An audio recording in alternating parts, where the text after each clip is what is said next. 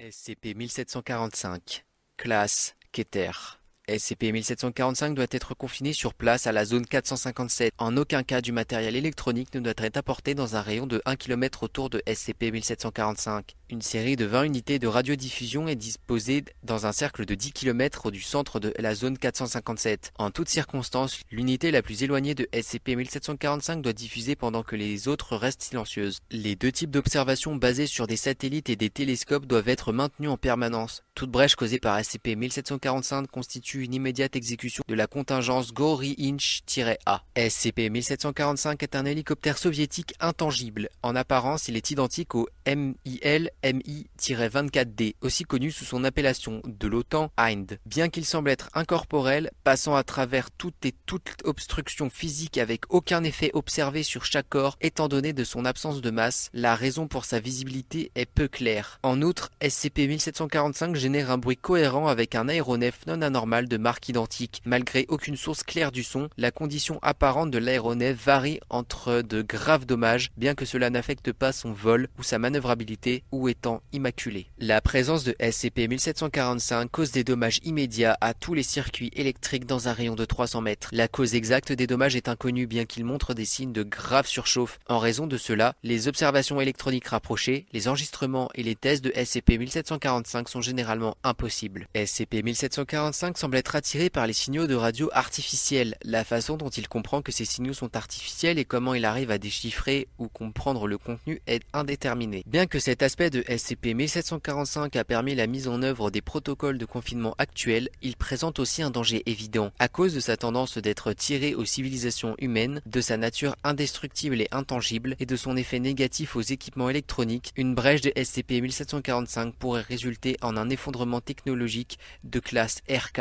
SCP-1745 fut transféré à la garde de la Fondation par le correspondant russe en 1944 après une série de brèches potentielles. Les protocoles de confinement précédents développés par la division P psychotronique ont été admis par le personnel de la Fondation et tous les documents disponibles sur l'histoire de SCP-1745 avant 1944 furent obtenus pour cet échange. Actuellement, on pense que SCP-1745 tire son origine à partir d'un hélicoptère MIL-MI-24D qui fut piloté par des agents du GRU-P avant d'être abattu en 1979 au-dessus de à cause des hostilités ouvertes entre et l'Union soviétique à cette époque. On ne pense pas que l'attaque visait le GRU-P spécifiquement. Bien que l'incident n'a rapporté aucun survivant à bord du véhicule, une série de documents fut retrouvée à partir d'un boîtier en titane qui était dans l'épave. Ce qui suit sont les extraits des documents traduits en russe.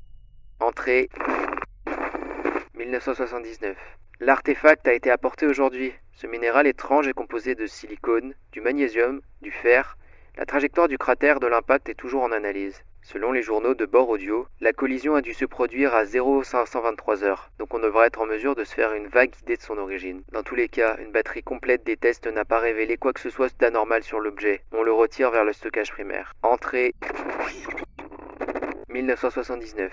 Je ne sais pas de quoi ces types blablatent. J'ai été réveillé ce matin pour être prévenu qu'il y avait une luciole perdue dans le secteur. Lorsque j'ai entendu ça, je me suis dit, qu'est-ce que ça peut bien me faire? Et comment il y aurait pu avoir une luciole ici? J'ai ordonné une recherche complète de la zone. Les labos, les dortoirs, le réfectoire. Rien. Tellement convaincus qu'ils n'ont même pas prêté attention aux dégâts de notre équipement. 3 ordinateurs avec leurs circuits grillés et personne ne peut me dire comment c'est arrivé. Premièrement, un astéroïde sans incident.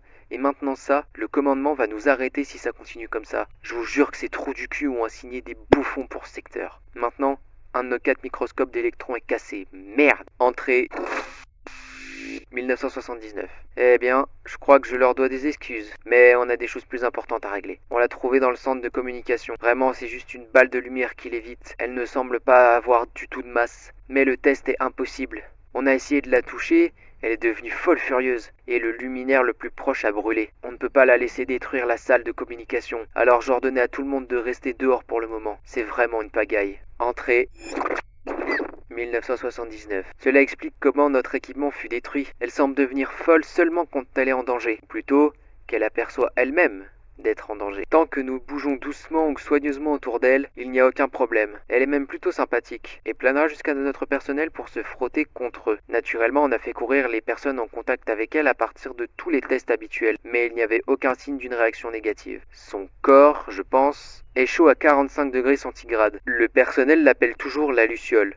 On ne sait toujours pas pourquoi elle veut rester dans la chambre de communication. Venait-elle de l'astéroïde? On n'a aucun moyen de le savoir, mais c'est trop probable pour que ça soit une coïncidence. Peut-être que ce désordre ne sera pas entièrement improductif. Entrée 1979. Nouvelle découverte, elle est attirée par les signaux radio, c'est pour ça qu'elle reste dans la salle des communications. Elle semble seulement être attirée par les signaux artificiels. Pourquoi? Je ne sais pas. Nous étudions des utilisations possibles pour cette chose, mais on n'a toujours pas assez d'informations sur elle encore. Les militaires ne sont pas contents pour ce qui concerne l'équipement cassé, même si la découverte de la Luciole les a quand même laissés intéressés. Cet intérêt ne durera pas longtemps si on ne lui trouve pas une utilité. J'espère qu'ils ne vont pas donner un ordre de neutralisation. Entrée 1979. Les recherches pour des utilisations sont à l'heure actuelle inefficaces. C'est quelque peu gênant par le fait que le personnel est toujours en train de dormir, et c'est une distraction assez dure à éviter. Elle a cet effet sur tout le monde. Je travaillais tard, et je me suis endormi sur mon bureau. Elle a commencé à m'encourager dans mon sommeil, même si je ne résistais, et je me suis réveillé. Je suis resté pour l'heure suivante, au moins en m'asseyant dans sa lumière et sa chaleur, pas en travaillant, juste en m'asseyant. Il semble qu'elle dormait contre moi. Est-ce qu'elle peut dormir? Je pense que c'est un enfant. Peut-être qu'elle écoute les signaux radio parce qu'elle les reconnaît comme significatifs. Je n'ai pas de vrai fondement là-dessus. Elle est juste venue vers moi lorsque je travaillais tard. Je pense que c'est comme écouter quelqu'un en train de lire un livre. Entrée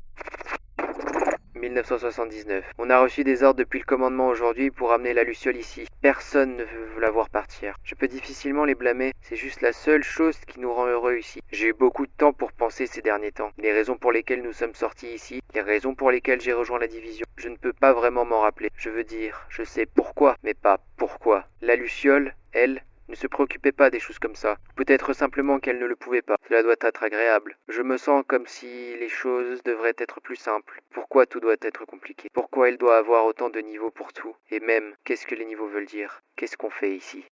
L'artefact anormal que l'aéronef transportait ne fut pas récupéré depuis les débris et on pense qu'il a été détruit. Le secteur de recherche mentionné dans le document fut détruit par un groupe inconnu. L'objet extraterrestre récupéré par les opérateurs du GRU-P est porté disparu. Fin du rapport.